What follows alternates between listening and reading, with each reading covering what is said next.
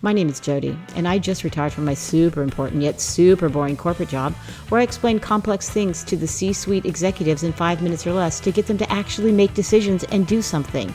I will now take these corporate superpowers and do deep dives into current events and help to answer the obvious questions. And this is my podcast. I spent the last part of my corporate career in DE&I, and I feel qualified to explain the good, the bad, the ugly around DE&I because, frankly, the information coming out of the mouths of people defies logic, and it's factually inaccurate at best and completely made up to push agendas at worst. Fair warning, my comments are probably going to annoy both sides because I do believe wholeheartedly in DE&I, but at the same time, it's an abject failure as implemented, and all it's done is become extremely divisive. Ready to hate me? Let's go. Today, the obvious question is, why has DE&I become a four-letter word? In order to answer that question, we need to know what DE&I is, what it's become, and what it's not. The easiest thing to explain is what DE&I stands for. DE&I is diversity, equity, and inclusion, and sometimes they add belonging to this, which I kind of think is dumb because if you see equity and inclusion, then you probably feel like you belong, but I digress.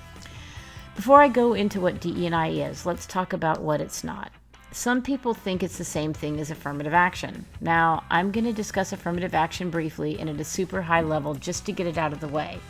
And from a corporate perspective, it is separate from the recent rulings the Supreme Court did on affirmative action in college acceptance. But at the same time, you need to acknowledge that when the Supreme Court gutted college affirmative action, it gave companies the chance to jettison their DE&I, which many companies did.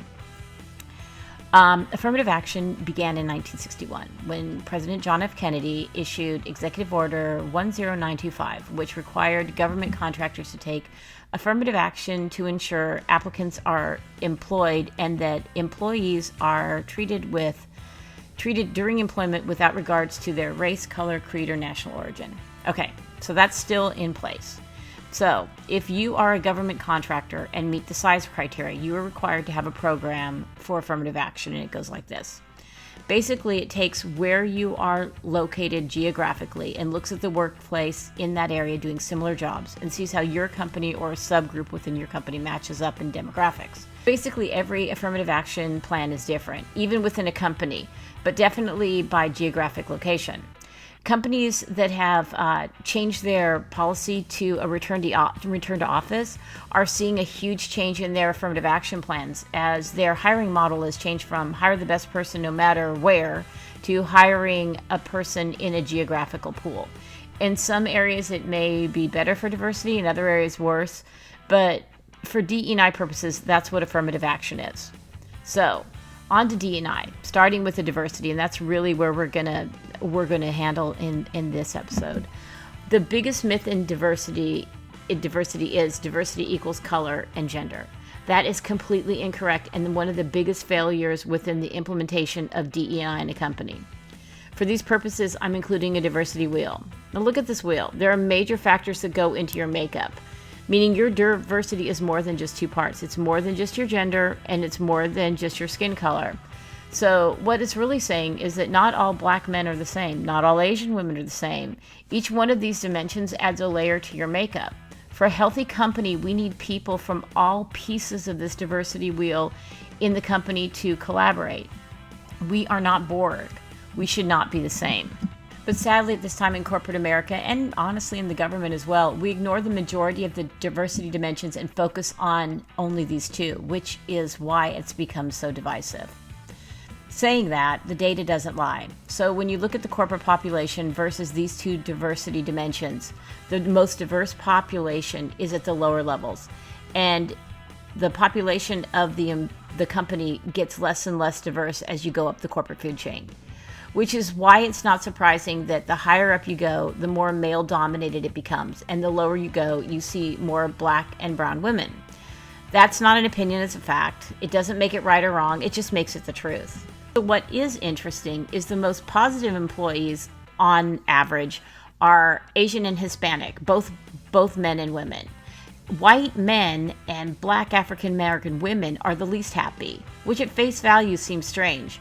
But these are the two largest groups that feel attacked. White men because they feel persecuted, and black African American women because they feel unheard.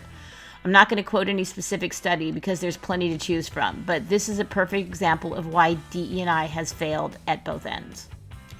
Now I'm going to give an overview why DE&I fails to impact hiring and the fallacy of the, and I quote, DE&I hire.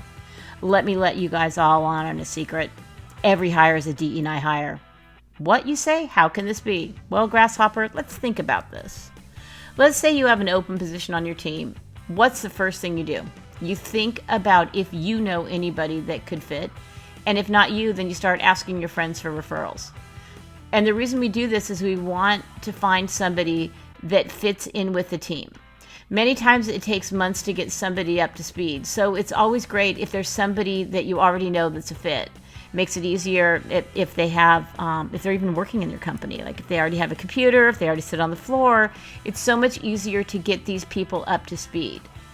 And the only level where we don't see a lot of this referral or, friend of a friend type of thing is at the bottom, because most of the time these are entry-level jobs and the easiest positions to get without a referral.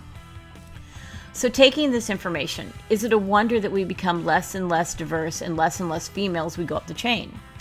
I have sat in meetings with recruiter teams who will tell me they recruit people that are qualified positions who never make it to the final round because the hiring manager prefers to hire the known C student versus an unknown who may be a rock star but also may not be a good fit. The higher up you go the food chain, the less possibility is allowed for a, quote, bad hire, so the pool gets smaller and smaller. Look what happens when a new senior leader is hired. They start making slots and bring in a lot of their old team. And you see current senior level people either get pushed down the chain or leave or figure out how to suck up and get part of the group. At one company I worked for, a new CEO came in and literally hired the entire team of their own people. We actually started wondering if the other company was going to put out a cease and desist. It was so bad. And guess what?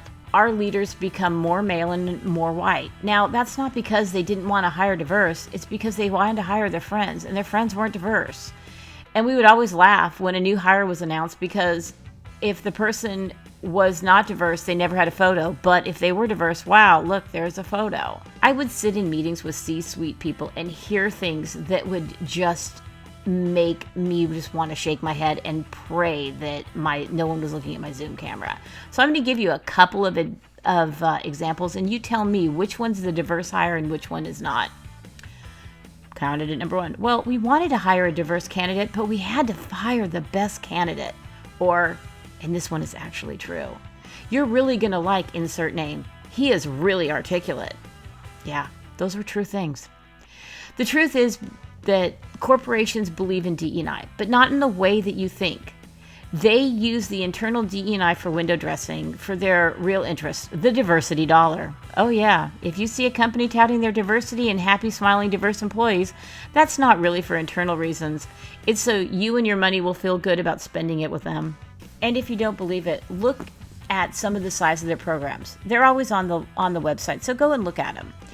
In one company I worked for, there was a fast track to expose people of color and women to senior leaders. So a whole 100 people out of a corporation that had 250,000 employees were included in this. And what did we get for this exciting opportunity? We got a couple of Zoom calls with people I think that they must have gotten from an Amazon lecture series. I made that up, but I mean, it was not the best. The first one was a lesbian trust fund baby who decided to not work and instead trained full-time and became a world champion at some event. I don't even remember what it was. The other was a successful football player who got cut from the team when he retired, but was offered a coaching role, and he told us just to smile. I'm not sure. I don't have a trust fund, and I'm not a football player and smiling, but I'm not sure how that was supposed to help me with my career. But I was supposed to be happy and clapping like a trained seal and allow them to use me to prove how great they were on trying to push people of color and women up the food chain. Now, these people were lovely, and I would appreciate them in real life, but how did they grow my career? They didn't.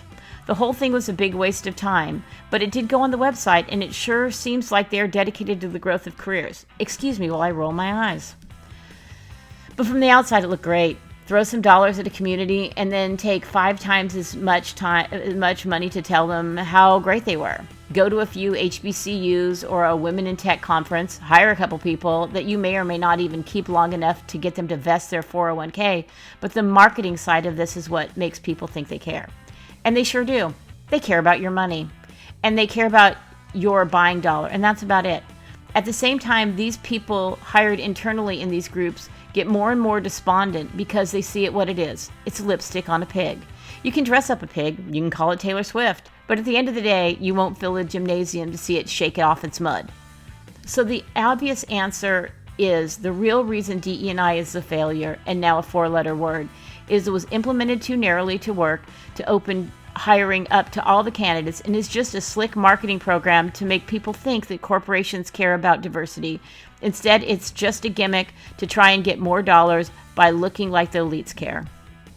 And that, my friends, is my truth.